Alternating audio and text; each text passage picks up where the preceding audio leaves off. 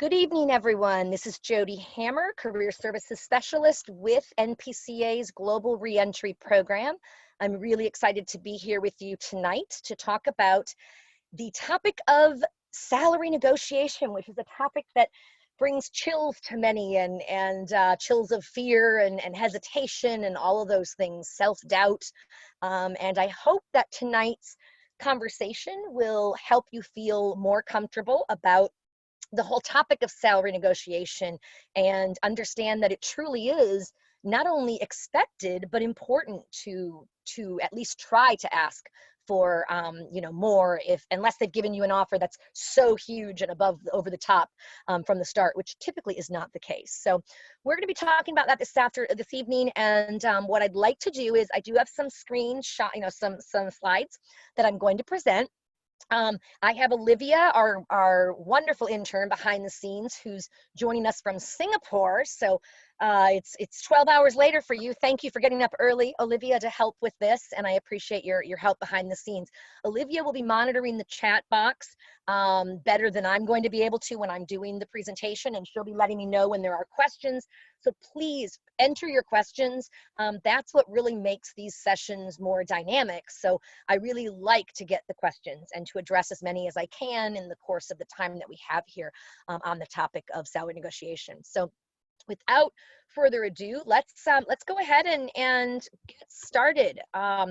Most of you that are participating probably already know that the Global Reentry Program is a program through the National Peace Corps Association, and I specifically work within the first pillar mostly of Global Reentry, which is the career services area.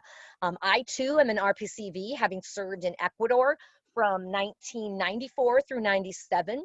Afterwards, I worked in the nonprofit and also in federal government, but my most recent employment was running the RPCV Career Center when it existed in headquarters, Peace Corps headquarters, and working with one-on-one and doing these kinds of workshops with people. And it truly was my favorite job ever, other than my Peace Corps service, of course. So I'm thrilled now to have the opportunity to collaborate with NPCA, who's really picking up the ball and working to provide these kinds of services that you deserve and really need. Certainly, the folks that have been evacuated, moving on and whatnot with your life, or deciding what you're going to do. But also our goal is also to serve other RPCVs. So certainly people who've been back longer. So it doesn't matter how long you've been back, you have total access to these activities and events, and all of our recordings are put onto the YouTube channel. It's the NPCA's channel on YouTube, and then it's the Global Reentry playlist. And perhaps Olivia might be able to drop into the chat box what that direct address is, that link.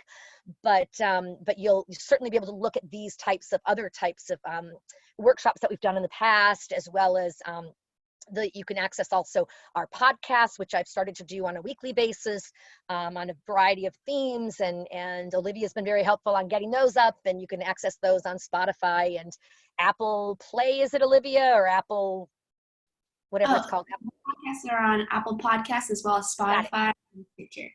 Got it. Thank you so much. So we hope that you'll be able to tune into other ones live, and then also check out our offerings behind after the fact is fine as well. The other three pillars of the Global Reentry Program, we have the education pillar. So definitely working with connecting RPCVs with educational opportunities. There's a lot of programs that give credit or have scholarships for graduate programs specific for RPCVs. So connecting people to those. The third pillar of well-being, talking about tips and resources for peer and emotional support, which is a really important part as well of the process, especially after finishing your service for the the evacuees in a fairly traumatic way. And then fourth, continued service, talking and helping people connect with continued opportunities to serve and make a difference, even when you're back here or wherever you may go. So those are the four pillars. And now I really want to jump into the salary negotiation. And so I wanted to talk first a little bit about the reluctance to negotiate for salary and why that is, right? There's a lot of reluctance when you do talk to people, they get really weird, like, oh, can I really do that? Like, I mean, will they take away the job, offer if I do that? All those kinds of things, right? So when you look at this kind of, I like this graphic that I found, that talks about a lot of them, right? So, is that greedy of me to ask? Why is it so hard? I thought the job search was supposed to be the hard part. And, like, this seems even harder in some ways, right? I want you to enter into the chat box if there's another reluctance that maybe you have that's not listed on this chart, and Olivia can share it with me and we can talk about it. So if you have a reluctance to negotiate and it's not on this page here, please type what it is into the chat box and we'll discuss it in a moment. While we're waiting for those responses to come in, I want to talk about a couple of them. Is it greedy of me to ask? Absolutely not. In fact, most employers are going to offer you a salary, right? They're going to look at their range and they're going to usually come in at the lower end so that they have room, that room to, accommodate if you're going to, negotiate, right?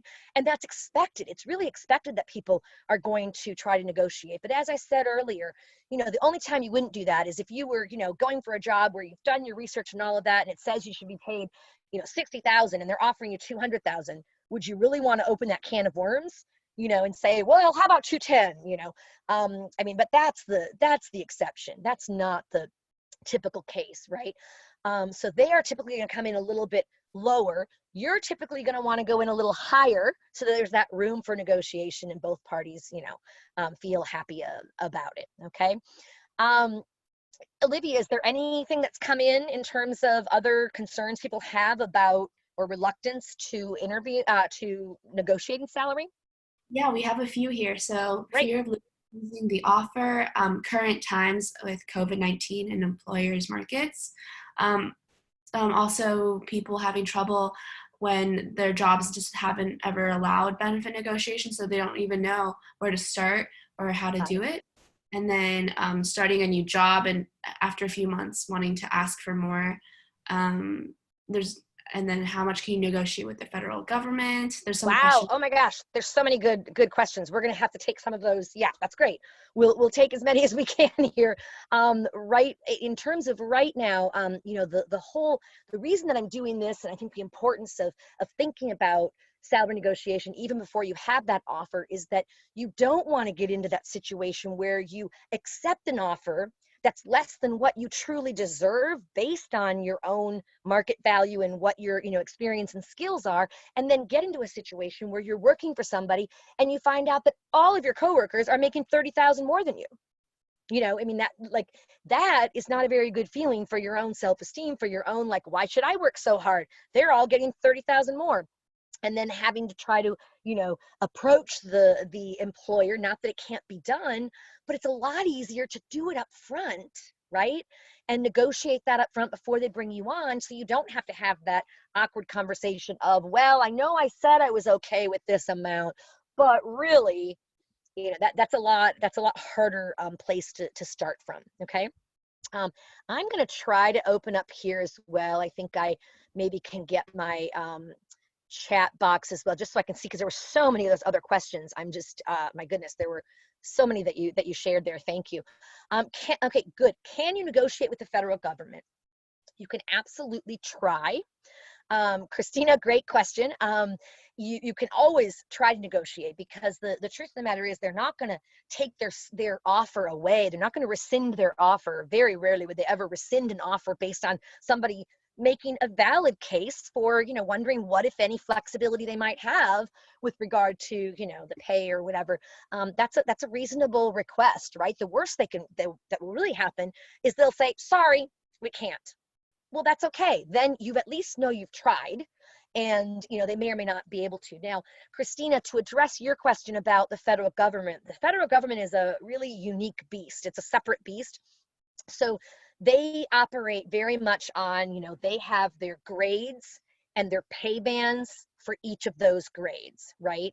So for those of you not as familiar with federal government, for most people, like when you come back from Peace Corps, you should qualify at least for a 7 right? Generally. Now, this is, you went to Peace Corps maybe within 5 years of graduating from undergrad or whatever.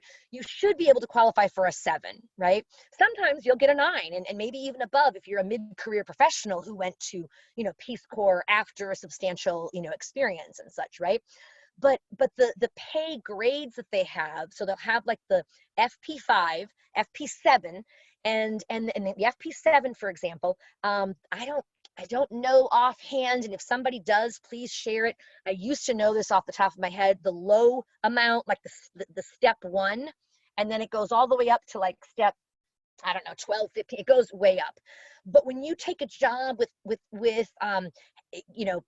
Peace Corps agency or another federal agency, it doesn't mean that they can just totally negotiate within that whole spectrum. It's going to be a huge amount of difference, right? There's going to be a large discrepancy there.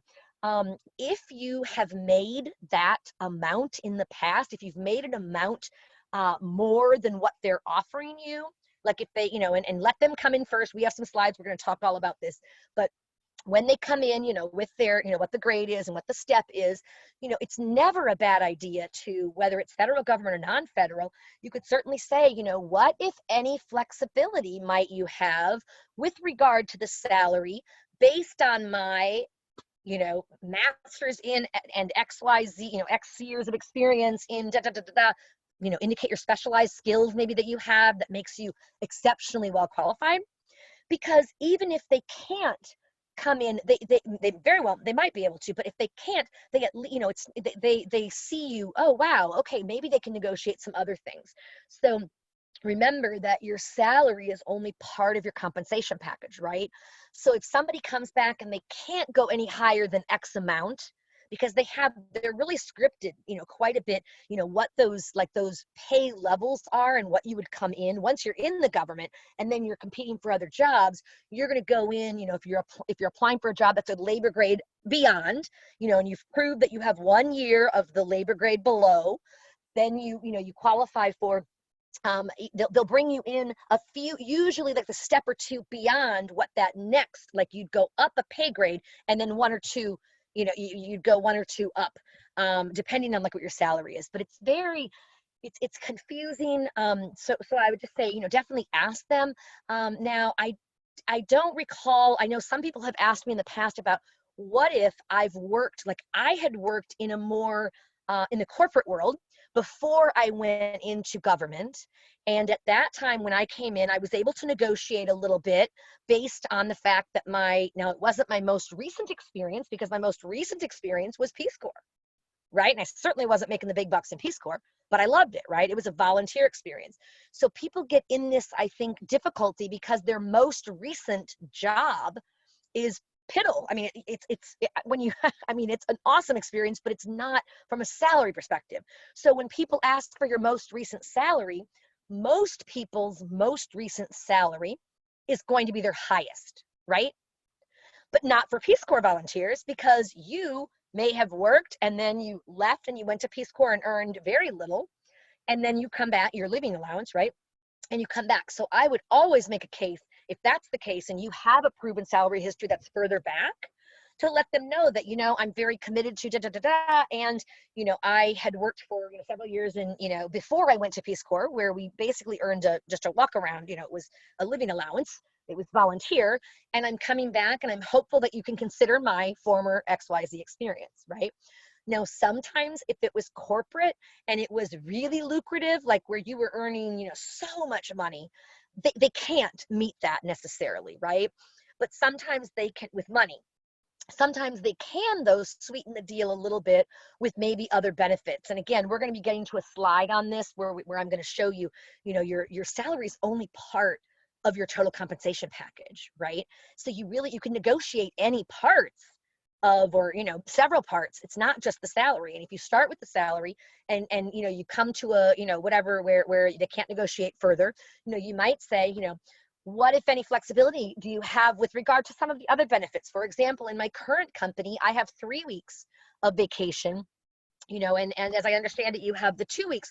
Would there be an opportunity to, or would I be able to perhaps have that? Like that can sometimes be an easier negotiation because it's not the hard money that's going out, right? It's the time off. So things like that. Let's see. Oh, thank you, Christine, for FP7's around 49 at the step 1, right? And then equivalent to, yes. And there's many different pay scales, and I'm sorry, we'll do a different session on some of the federal, like the federal, government and the pay scales and all of that, because it is so confusing. But you have, like, Peace Corps is not the GS scale, it's the FP scale. So if you look at the GS scale of the 7, that's where it's equal to the FP, Peace Corps. So, other government and then Peace Corps. They meet at the 7. And the confusing part is, for Peace Corps, the higher up you get in terms of experience, expertise, salary, right, the lower the number. It's just totally crazy. Whereas the GS7, then GS, 8, 9, 10, 11, you go up, your salary gets bigger. That makes sense, right? With Peace Corps, it's the exact opposite, just so you know. Okay. Let's see. Okay, and someone is asking, Danielle's asking, is it legal for hiring managers to ask for prior salary history? Interesting question that you have. That's changing a lot. People, in general, as I understand it, non-federal, right, persons could ask for it. Is it required that you respond? And I'm going to give you some advice on how to respond and what to disclose and what not to disclose, and how you might do that without sounding rude. No thanks, I'm not going to tell you, right? You can do that in a creative way. So I'll just hold that one until a little bit later. Let's see here. Thank you to Millicent, the OPM's GS locality pay. That's awesome. That's very helpful too, and something to keep in mind. Let's see, I've always had jobs that didn't allow benefit negotiations, so I don't even have an idea of how to do it or where to start. That gives me trepidation. Okay, well, Hillary, you're in the right place. We're going to be talking about exactly those kinds of things. So whether you've had experience or positive or negative, and how you might regroup and maybe think about next time, and it's all, practice makes perfect, right? Each time you do it, you're going to feel a little more comfortable. And while you're probably never going to feel like, yippee, yeah, yo, let's go negotiate salary, like most people aren't, just too jazzed to do that, myself included, right? But you'll know how to do it and be able to come from a place that hopefully will get some more success. If we already talked about that one. Okay, great. Reluctance is not having will shares, not having experience that the job entails, and that asking for more pay will seem like I'm asking for too much. Well, that's a good point. If they're giving you a chance, and kind of taking a chance on you, and that you're really like much less qualified than maybe what your counterparts will be when you take the job, and they're saying, you know what, though, I really like your gumption and your willingness to whatever, we're going to take you on, right? You may have less of a less ground to do the salary negotiation, but still, experts advise that you are okay with asking for it if you do it in an educated way, and if you do it in a way where you're not just sounding greedy, or you're not just, can I have more money? It's you want to make a case for yourself. And I'm going to talk specifically about how you can do that, what resources you can use to kind of get a better idea of what is the market value, what's my value, and looking at those kinds of things, and factoring those in to what you're going to ask for, and such, and doing it like that, so it doesn't just come out of out of left field. Okay, great. So I think, have we maybe, let's see, I think we've gotten most of them. If there's inconvenience to the hiring manager who might have to consult your new supervisor. Yeah, Michael, that's a good point. You feel bad. You're an empathetic person, right? It's like, oh, I don't want to inconvenience them. That kind of goes for like, oh, it's, that is that's not very, should I do that? You feel bad, right? Because you are that empathetic kind of person or whatever. No, this is their job. And your job is to try to get the best salary and compensation package, for you, or enough so that you feel comfortable, that you are, able to whatever, meet your financial obligations and invest yourself in a job that you feel passionate about, right? So it's all of those things go into the mix, right? And I will say there's different approaches as well, and I mean, not different approaches, there's Some people, I will say, are very, like money driven. Like it's about, like they would never take a job that's going to be a decrease in salary, right? And I understand that. I respect that. And that's fine. And that's the priority. And that's their, maybe it's because they need to pay for their loans or whatever. They have their reasoning, right? For them, that couldn't happen really, or they're not willing to do it. In other cases, and I fall into this camp, for me, the what I do and the population I work with, and to feel passionate about what I'm doing, I know that that may not pay the top dollar that I earned in corporate USA, but boy, does my soul and my heart feel fulfilled, much more fulfilled. And for me, that is also worth, that's gold, right? So I may be willing to take, now I'm still going to try to negotiate for the best salary that I can, but I may be willing to take, a cut, or, to not have that one after the other where they're always, it's always going up. It just depends. If it's a unique opportunity to serve a population I'm passionate about, right? Yes, sign me up. That might be a great, great opportunity. So if you do that, then make sure in the future when you go for your next job that you're not going to be limited by your most recent salary. You're going to be able to talk from your experience and really, downplay more of the salary, and kind of avoid that area and what you did and the accomplishments and, all of that kind of thing, to try to get, more money, because you don't want to take a significant cut and then never, make that up. Okay. So let's go ahead at this point, and because we have so many slides to still do, and it's 8:29, and my goodness, there's just a lot. Let's talk about the snowball effect of not negotiating your salary. So I like this quote from an economist at Carnegie Mellon, who in an interview with NPR, she quoted, that she tells her graduate students that by not negotiating their job at the beginning of their career, they could be leaving anywhere between 1 and 1.5 million, said specifically, yes, $1 million on the table in lost earnings, right? Why is that? Because the snowball effect is that, whatever you lock in for your pay, even if it's only, $5,000 or $10,000, dollars less, you think about, okay, your next raise is usually a percentage of salary. So then that goes up, that gets bigger and bigger. Future offers, they look oftentimes at prior salary, right? So it snowballs into this huge amount of money. And now surely what she's talking about with the 1 million, which sounds on the front end like it's over the top, right? But when you consider that most people today are working for at least 40 some years, right? Before they're retiring, and many times it might even be longer than that. So, you think about that many years of that it's kind of like compound interest, right? How much that grows and changes. So you don't want that snowball. You don't want that like growing and growing type of thing. So just being aware of what you're possibly leaving on the table. It's not just the amount of money for that job that was different from what you had, okay, or what you were asking for. I do want to also point out the gender disparity in salary negotiations and in earnings. I think we all know, and we've all heard, that women, they earn substantially less than men for the same exact job, which is really annoying, as we all, I think, would agree. And so it's very, and they're less likely to negotiate. So that's part of why they earn less, right? Because men tend to, and I'm not saying all, but men tend to almost always negotiate, right? A much higher percentage negotiate than women.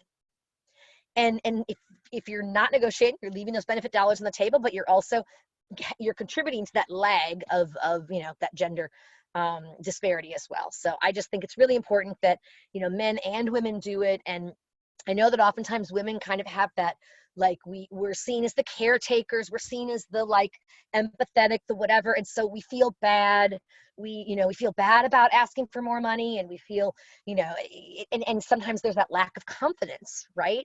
And you deserve more pay, you deserve equal pay, and you deserve whatever, when you're putting that out, you're making a solid case for it, you deserve it. So don't just not do it. I mean, that's just leaving those benefit dollars on the table. Okay. So let's talk tonight more about the art of salary negotiation. What does it really mean? And I'm looking up at our screen here, and I know a lot of people don't have their live screens on, and that's fine. I'm sorry, mine is not showing, and I keep trying to show it, but it literally, my computer is on the blitz, and it's not wanting to. It's not wanting to. I'll try to stop and see if at least the background thing will show, but it's really not. So I apologize that that's not showing right now. Okay. Let's see here. When to discuss salary. You want to discuss, you don't want to bring up salary in the interview, okay? You want to let them bring it up, and hopefully it isn't brought up until you're negotiating. That's the ideal scenario, right? When they interview all their candidates, they decide they want you, and they then then they ask you, what you're looking for in a salary, or all those kinds of fun questions that we'll talk about how to respond to. But sometimes they will, ask it earlier. But the reason you don't want to bring it up in the interview is, what if they have another candidate that's equal in all other ways, but you brought up the salary and you want more money or whatever kind of, they know that you'd be more money than potentially, any other, whatever, another candidate, then they might just decide to go with that person. But once they've locked in on, you are our tentative offer, we're making you an offer, and then, they've locked in on that, they have a lot more vested interest in making this work. So they're going to have more, there's more leverage to negotiate at that time, if that makes sense. Okay, so let them make the offer first, and then it is okay to take time to think about it too. Don't feel like you have to accept an offer or reject it on the spot. You can certainly say, when they've made you the offer, and be very gracious and professional. Remain that way the entire time, right? Because salary negotiation is not, I don't want you to think of it as a combative, right? Like, they want this, I'm getting this, and this fighting type of thing. Think of it as a collaboration. How can we come together to come to an agreement on what makes most sense for you and for us, based on your experience and our needs and our resources, right?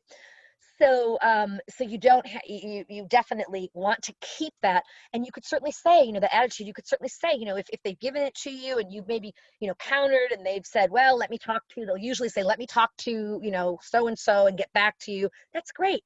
Then they do their thing, they come back and they have the offer. And if you're, it's that whole negotiation, but it's certainly fine for you at the point where you feel like, okay, they're not going to be coming in with probably more. It sounds like this is kind of the final offer.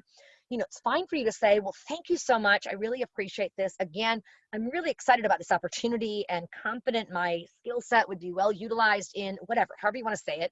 And then to say, is it okay if I take a day or so? I want to make sure that I come to the best decision for all of us, and, and to take a little bit of time and then get back to them. That's okay.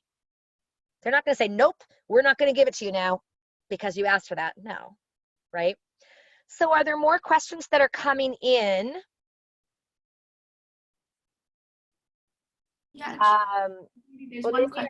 any?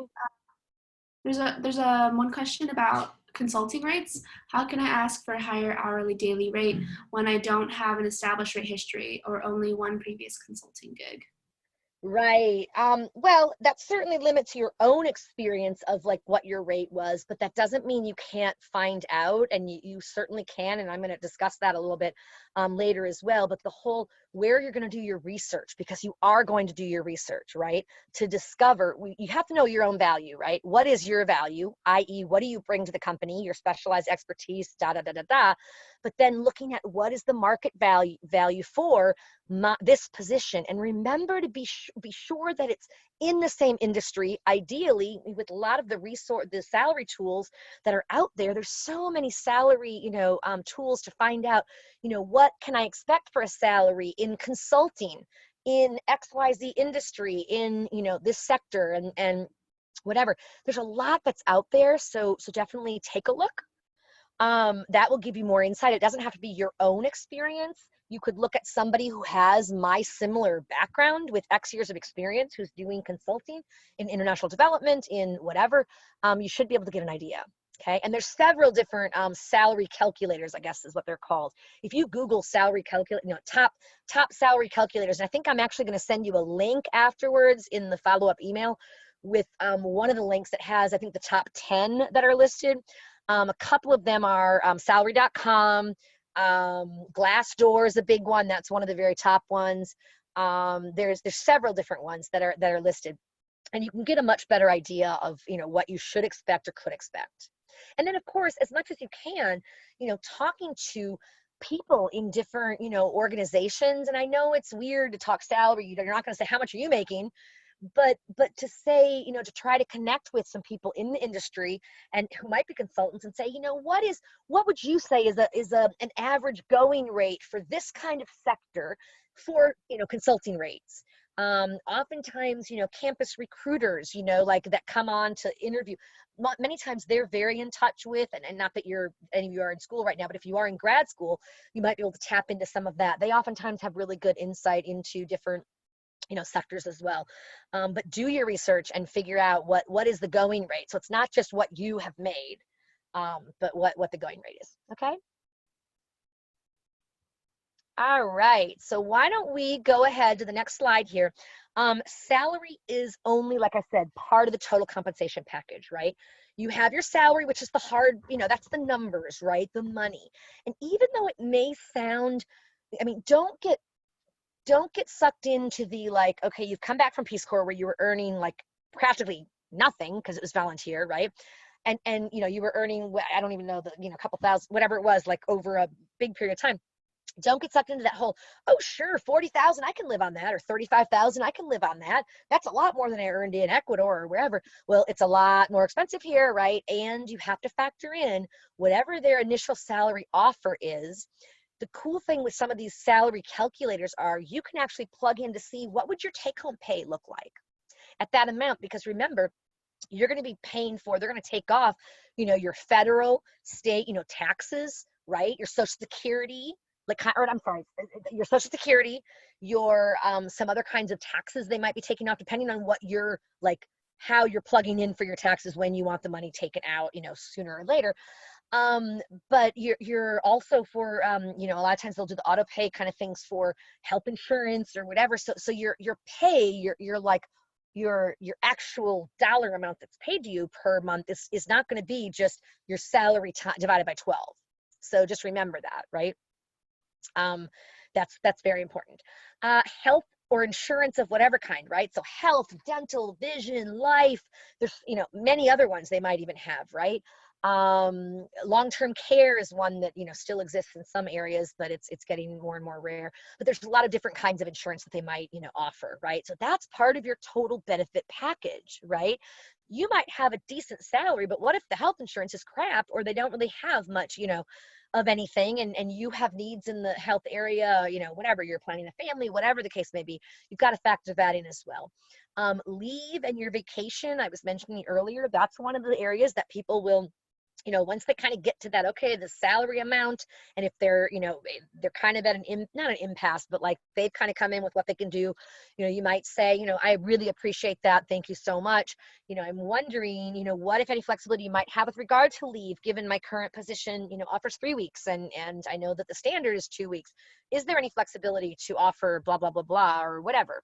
Or maybe it's, a longer leave without, whatever, without pay at some point. For something special. Flex schedule, telework. A lot of people who do that, we're all doing it right now, and some people love it, right? And so if there is that opportunity to do some, once we're post-COVID and people are back to the normal, life where most people are, or many are working in an office, they might have the flexibility to do, a telework situation, or the flex kind of schedule where you can work a little extra Monday through Friday, whatever, and then take off Fridays, or, things like that. Those are all valuable benefits as well to consider. And then, of course, I have other benefits here. There are many other ones beyond these. I put here, maternity, paternity leave, stock options on certain kinds of things. There's all kinds of different ones. If there's some kind of benefit that you've heard of, and that, you could certainly drop it in the chat box now. There's definitely other benefits too. So my point is, don't just get tunnel vision about salary, because you don't want to have that happen. Okay. let's and I know we're probably getting some more questions as well. Let me just go on to the steps here, and then we can definitely take some more of these questions as well, because I want to make sure we get through everything before this ends. So all right, so with steps for negotiating your salary, do your research, like I said, you know, and I said that earlier, you know, talk to people in the industry, you know, ideally in the organization's great if you can, right? If you know other people, or, you know, connect with them through LinkedIn, that kind of thing. Knowing your worth, you know, knowledge is power. You need to know what your expertise is, right? Your experience, your skill set, and how that maps out with what they're looking for. And many times you are going to be extremely, you know, qualified. There will be those situations where they might be taking a chance on you because they just really have faith in your, you know, whatever attitude. But in general, it'll be, you know, oftentimes you'll be among the more qualified. So definitely have that to leverage. Use the salary calculator, which I already said, you know. Now this next one, have a solid number in range, number versus a range. This is an interesting one, because I have mixed feelings on this one. So I kind of see pros and cons of each, right? Having from, you know, research, from doing some research and such, some people will recommend that when you have a solid number, not like, you know, I was looking for about 64,000, you know, having more of that specific, you know, I'm, you know, you know, in researching and the market value for my is approximately 62,800. You know, like a more specific. And the reason for that, the logic is, when it's a specific number, it more shows that you've done the research. So it's like, oh, he's, you know, he or she is, you know, invested this time. So they kind of feel like, oh, okay, it's more credible. Do you know what I mean? That's the thought of that one. Now, that said, you know, I have on occasion given advice, you know, when I've talked to people about, you know, when they're asked, you know, what's your salary requirement, you know, I never recommend saying what that is out front, right? But when, you know, try to put it back on them, and we have a slide on this in a moment. But once it's coming back and forth, and they're you know, they put what their range is, then you could certainly say, you know, I could see that range with the, you know, the upper part or whatever, you know, should work, or, you know, you could come back with a range or put out a range, but I wouldn't put out a huge range either. So keep the professional and friendly demeanor, right? So that's just that, you know, be gracious, be very, very professional, because that's who they want to bring on, right? You don't want to have this adversarial relationship, you know, from the start on salary negotiation. It doesn't have to be that. So, and in fact, you know, if you are that, you know, really genuine and really in front, they're going to want to help you as much as they can.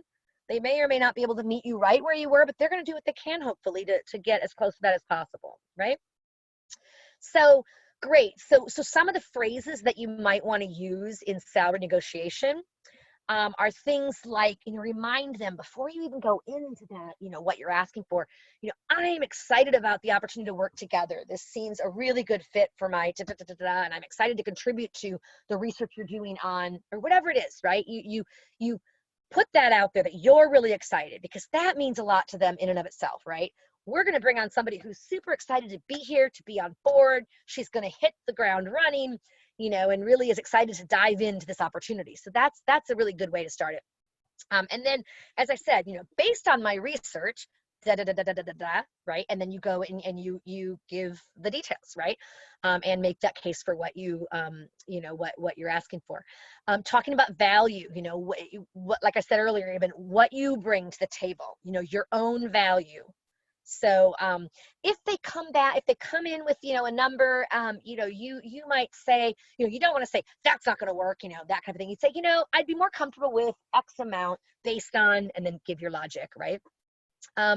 What, if any, flexibility do you have with salary based on, based on my whatever experience? That's one of the big phrases I give to people when they're talking about it. You know, asking them, what, if any, flexibility do you have with regard to salary based on, and then you go into what, you know, why you deserve that.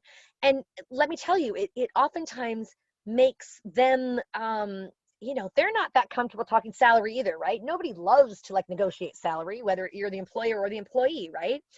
So it's kind of, you know, like you're asking them, you know, based on whatever the market value, then it's kind of like they want to, oh, well, others are paying that. Well, you know, it's kind of that they want to, they might be more prone to come in with that as well. So, so those are just some of the, like, you know, phrases you might use, right? What if they ask about your salary requirements? Like, what are your salary requirements? Which definitely happens. And people can ask that in an interview. That, you know, they can say, what are your salary, like they may or may not say, what are you earning, right? Somebody asked, is that legal? I don't know overall with the legality of that, but I know that federal government used to ask, you had to tell what your salary was in the application. So when you applied, and there's a big shift in that right now, most federal agencies, or many federal agencies already, are now making it optional. So they've taken off that little asterisk, you know, the red asterisk that means you have to put it on. They'll still have a slot where it says salary, but the asterisk's not there. If the asterisk's not there, or whatever, if it's not required, don't put it, right? You don't want to lock yourself in, you know, put it down. You want to be able to negotiate based on your skill set, not just your current salary, right? Or your past salary. So, so I think they're moving more in that direction. And part of that is that whole disparity, you know, men and women, the, how much, you know, the income disparity is for different jobs and such. And, you know, they're realizing it's not really fair. You know, they need to be more open on that. So, so that's changing. But some organizations, non-Fed, certainly will, you know, say, you know, they might ask what, and I think I have that on the next slide here, but they certainly could say, what are your salary requirements? What are you looking for in a salary? However they want to phrase it, right? And some of you have maybe participated in one of my past workshops and have maybe heard me say this, because it's definitely my, you know, go-to. This is just a sample. You can say it however you want, but I think it's a really strong way of saying it. You know, I'm looking for a salary that's commensurate with my X years of specialized experience, or my master's, and whatever it is that you're making yourself your case, right? Why you deserve, you know, this whatever salary, and my proven XYZ skills. I'm happy to provide a more specific number upon learning the projected range and other benefits, right? So that way it kind of bounces back to them. Oh, well, our projected range is 70 to 90, you know, at least you get an idea, and then you can go in, you know, and negotiate from there. But that's kind of a nice way to put it back on them, right? Without being rude, right? Now, equally, if they're asking for your, if they're saying in an application, before you even like meet them, when you apply, they're saying provide your salary requirements, you know, cover letter including your salary requirements and a resume. Submit that, right?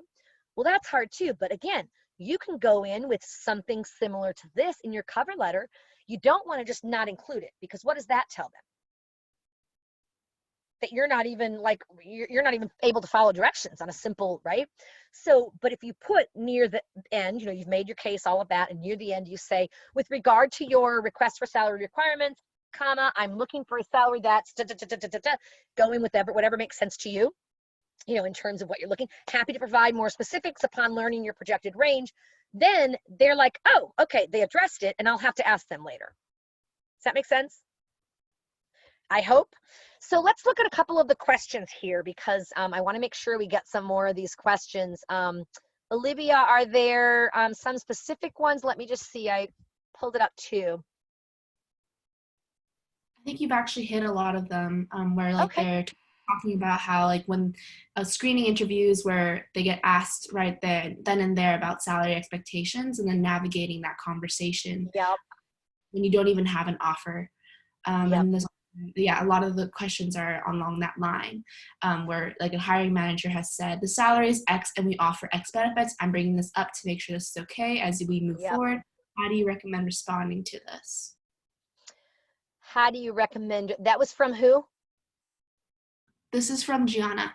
I'm just trying to get to the, just to see, to make sure I get all aspects. Gianna, okay. Here it is, yeah, in the few, okay. Yeah, so the salary is, and we offer, yeah, a lot of times they'll come in with like a boom, like this is what it is, and this is the benefits. I'm bringing that up to make sure, yeah, I mean, there are situations where for certain jobs and certain companies where they know that this is the max they can pay, and they want to clear that before they even go on, because they can't do more, or they're not willing to, or whatever the situation is, right? It might be a grant funded position, who knows, whatever the situation is. So so so in those situations, they're saying that right up front. So you do have to address, right, to say, thank you for letting me know. Can you give me a little more details on, I guess, you might say, I'm certainly willing to consider that. I guess I'd be interested in hearing a little more about what the specific benefits are with that salary amount. That'd be okay to ask them. You know what I mean? Like, because then it wouldn't be like, oh, sure, that's fine. And then later when it's negotiation to say, oh, well, actually, can you do more? Like that's a little hard, right? If they have been really, upfront like that. They're not always like that. In fact, I think they're usually not. I think that's more for maybe oftentimes positions where, they probably have been burned in the past, where it's like they've gotten to, through the, all the interviews and whatever, and they do that again and again and again, and then people fall off because the salary's lower, because it's, whatever it is. It's a nonprofit in, whatever area, and they're not able to pay more and, whatnot. So yeah, I think it's that can be hard, but yeah, you can respond and say, I'd love to, hear a little more about the benefits at some point, but, yeah, and go from there. So, let's see other ones in here. Are there any? Let's just see. Let me just go. Oh, one thing, this brings up, one of the comments in here brings up, the information, like, I said, wait for them to bring up, right? Like, don't bring it up before them, because you have the better situation. But if they bring it up, like, like they say, okay, what, the salary, this is what we're offering, like that. When you counter with, well, thank you for letting me know that, I appreciate that. Is there, can I look at a little bit more of the benefits, or can you speak to that? You could certainly kind of try to get in a little bit of time to, let me take a look at the, at that, and I can get back to you by, tomorrow, but I'm very interested in this opportunity and really want to proceed. So, that kind of thing. Michael says, I very often had to do a screening, right? A screening interview. Let's see here. I can get to this one. Michael's, a screening interview before the real interview, where they ask me salary expectations, which I have to guess. Yeah. And that really is kind of what I was saying here, try to go in with that, don't put the numbers out there, but rather, your experience, emphasizing your experience, and talking about, I'm looking for a salary that's commensurate with my XYZ experience and, my expertise, that kind of thing, so that it's responding, but it's not, I guess my point is, avoid giving like the actual salary amount, because then you're a little more limited in the future to tweak that. Okay. And then you said, no, they'll need me to say a number. Yeah. So what would that be? Right. So you said occasionally they'll respond by saying, no, we need you to tell us a number. You know what? And how do you navigate that if you don't even have the offer? I think what I would say for that one is, you need to do your research, right? I would do your research on the market value and all that kind of stuff before you even go in for the interview, just in case. Because if they ask you about it and they really push you on it, and they kind of come back and it's like, well, no, we need you to tell us a number, and they really, lock you kind of into that, then you want to have that kind of a number general in your mind based on your research, your market value, all that kind of stuff, if at all possible. So you might be cornered and you might have to do it, I guess, is my point sometimes, right? So let's see other ones. Olivia, are there any other ones that jump out at you as that we haven't really covered yet? No, I think you were actually able to cover some of them in your presentation. Okay, great. Great, then let's go on. And then if there are any final questions, of course, we'll answer those as well. I know we're getting close to the hour, so I want to, respect people's time as well. But getting the dreaded question, what's your current salary, when we were saying, right?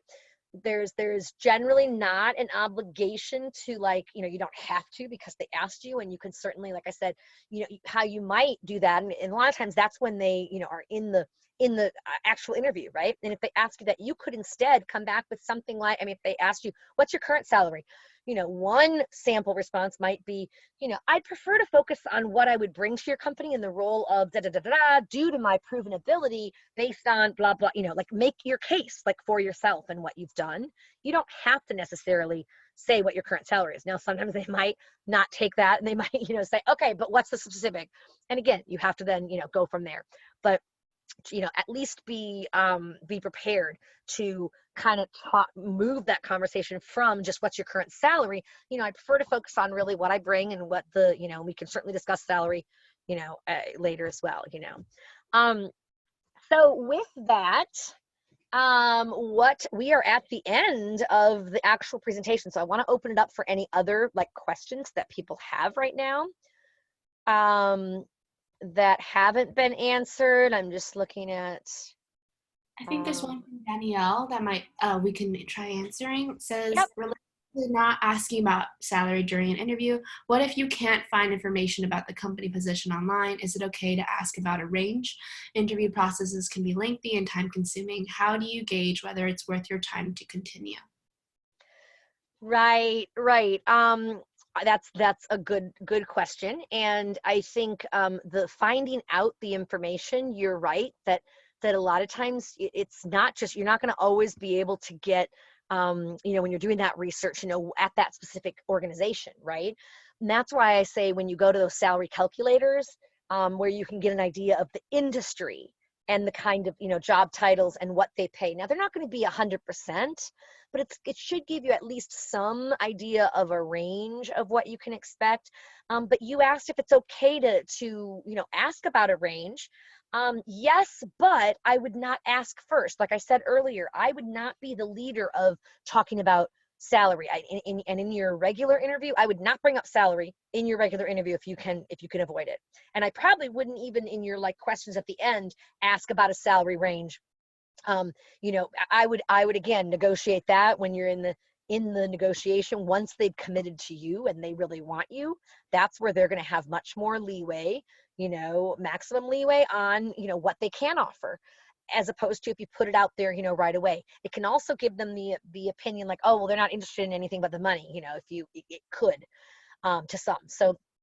So yes, it is lengthy and it's time consuming, and I know it's that whole worth your time to continue. It's the good thing is salary negotiations when you have the offer, right? And somebody brought up, and it was a really interesting point, they brought up on the COVID-19 support group, where I did advertise this yesterday and or the day before, whatever. And the person replied and they said, yeah, but I get that salary negotiation, but I don't know about the rest of you, but I'm in a position where I'm currently like repairing toilets in the local jail and I need to do something else. I have to get out of this, whatever. So I don't feel I have any whatever for negotiation, right? Like, and I responded and I said, hey, I hope that you'll come to it and bring that, discussion. We can certainly have more of that discussion. But remember, it's not like they're going to take it away, because I think his fear was, I don't want to scare them off by asking for, to negotiate salary. I'm going to take whatever whatever.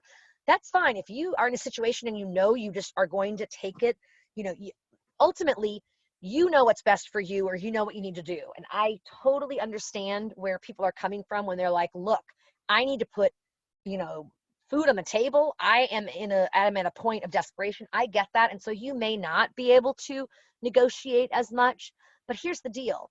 Are they going to revoke the offer because you asked for more? No. The worst that's going to happen is they come back and they say, hey, I appreciate your request. Unfortunately, we can't meet that. This is our maximum. So if you're interested, we'd love to have you on board, whatever.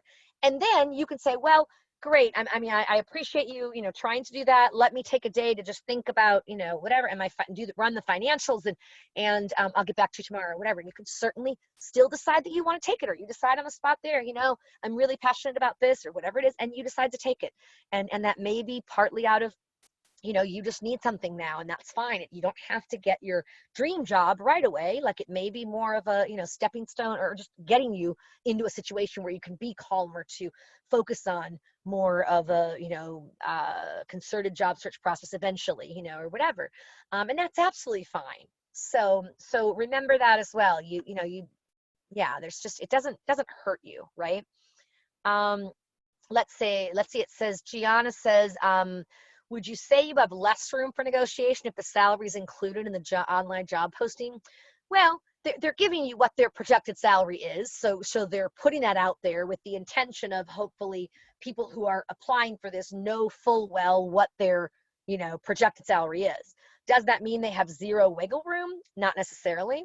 And I would still urge you to apply for it, show them that you're the ideal candidate, you're a great candidate, whatever, get that job offer, and then try to negotiate a little bit. You might say, what if, and it's not, you might say, what if any, when you're saying what if any flexibility might you have with regard to the salary based on they may or may not have flexibility. And if they come back with, unfortunately we can't, this is what we have to offer, and whatever, and say, well, I appreciate that. I appreciate you sharing that with me. And you could decide from there whether or not you are, going to take it or you're going to walk away. And there's a point where you may decide that it's not the right fit. And if you have that, I guess not luxury, but in a sense, if you can go on another, whatever, where, okay, I'm not going to be destitute and homeless, by next, month if I take this, don't take this, then you may well decide that, it's worth it, waiting. So who knows? But that's your decision. So let's see. Oh, do you have any insight on negotiations when you're transferring positions or departments in a department? For example, going from a specialist to a manager in an agency. So you're already inside that agency, so you probably have a lot more insight into at least, the organization, right? I would encourage you to try to get more insight from any contacts you might have without just saying, what are you making? Obviously, that's never appropriate. But, if you have an idea of what they're offering, you might kind of, put that out to maybe some contacts that you might have to say, does this sound like an appropriate, like what the going rate would be, or do you think that's common, and that kind of thing. So try to get more intel from inside the organization, which let's face it, is easier when you are on the inside already, right? And these salary negotiation tips can work also for raises when you're looking to get a raise, right? Your performance reviews, right?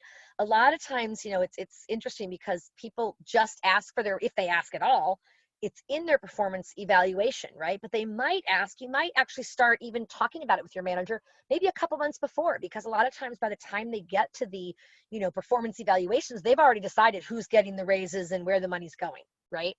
So there's less wiggle room. So you could certainly strike up that kind of a conversation, if, of course, assuming you've been doing a great job and you've your record speaks for itself, that kind of thing. You want to make sure that your work in that period or whatever is reflective of or deserves a raise. So okay, so any other questions? Goodness, it's already slightly after 9 here, so I want to honor people's time if they need to take off as well. If you do have additional questions, you can certainly always reach out to me. You can reach me at careers@peacecorpsconnect.org. And my direct is jody@peacecorpsconnect.org. And yeah, and I'm happy to chat with folks about other questions that you might have. Likewise, if any of you have ideas for future webinars, right now is a great time to share those. You can certainly send those to me at careers@peacecorpsconnect.org. So careers@peacecorpsconnect.org. Let me know if there's a certain topic that we haven't done yet, or you'd like to be done again, whatever. And we'll be happy to try to do that, because I'm in the process right now of locking in my September webinars, and we're definitely open to ideas. Okay. I just put, oh, there we go. From Olivia to everyone, careers@peacecorpsconnect.org is my, that's my email. Okay. Or you can even, yeah. Morgan's wondering, once you're in a position and up for a promotion, how do you try to negotiate yourself up, particularly if you've under-negotiated yourself in the hiring process? Yeah, that can be tricky because what we were talking about with that snowball effect, right? If you under negotiate in the beginning, you're already at that disadvantage, right? Then you have that gap kind of. I would say when you're in, it's a position, it's a promotion, so you're in that organization. So the good thing is they know you, and they know that you are qualified. They know that you deserve this position, right? Because they're now offering it to you, right? you could certainly make a case for, again, do your research, talk about the market value and all of that, but even if you do by chance have insight as to what others, more or less the range that they make. I mean, obviously you're not going to put out by person's name, but to say, in my research and such, the going rate for this, is da da da da da da, I came in under, you could even reference, when I first came in, I certainly, didn't negotiate as much, but I'm confident that, my XYZ skills and this, merit a competitive, salary. And in doing my research in, market value, use those kinds of phrases, right? Seems to be in the XYZ range, and absolutely. All right, great. Thank you so much.